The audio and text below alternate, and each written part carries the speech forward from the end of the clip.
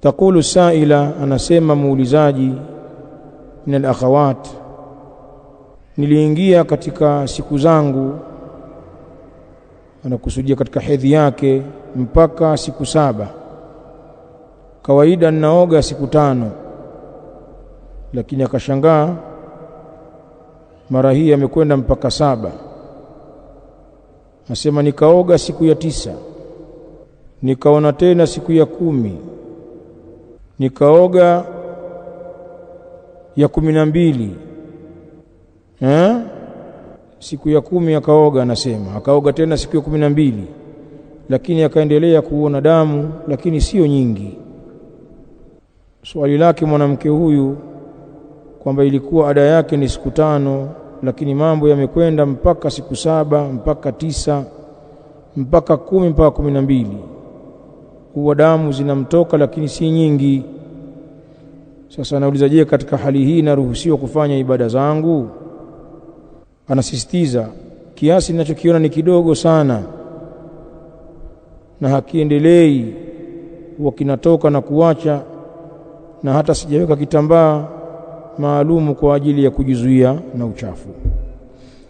Tayib, aljawab, jawabu la swali hili ni kama alivyojibu al-allamatu alwalid fadilatu Sheikh Abdul Aziz ibn Abdullah ibn Baz rahimahullahu ta'ala katika fatawa zake kuhusiana na damu al-haidh. Kauli ya jumhurul ulama ni kwamba asli ya damu ya haidh, kama wanavyoeleza jumhurul ulama,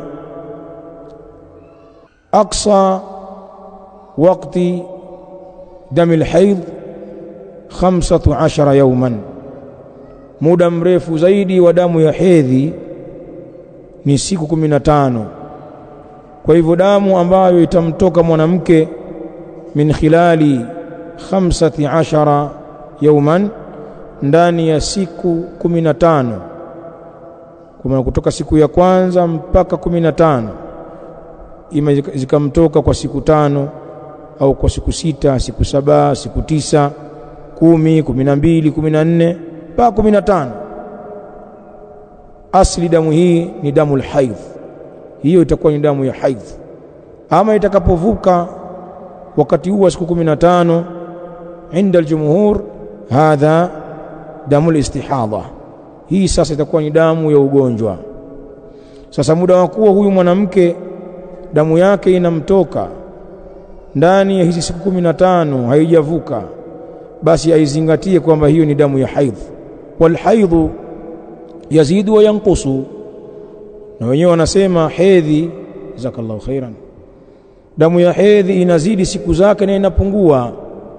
Ni kawaida, kuna wakati mwanamke ataona siku 5, mara nyingine ikaja mpaka 7, ikaja mpaka 9, wakati mwingine ikawa ni siku 4, mwingine siku 3, hakadha alhaidh.